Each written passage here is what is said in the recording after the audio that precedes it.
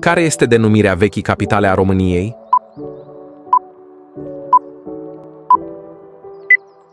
A. Iași. Câtă vreme a fost sub regimul comunist România?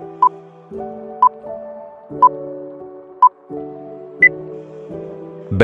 35 de ani. Cine a fost primul rege al României moderne? A. Carol I. Cât de adânc este defileul Dunării?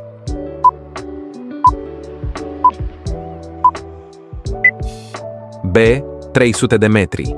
Unde se află delta Dunării?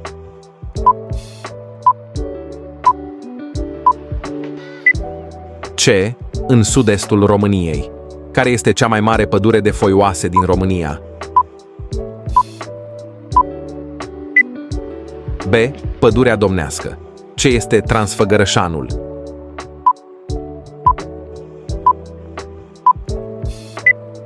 C. O șosea montană. Care este cel mai înalt vârf din masivul Făgăraș?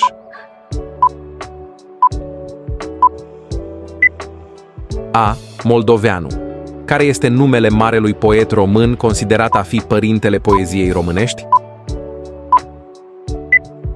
B. Mihai Eminescu. Cine a fost primul domnitor al țării românești?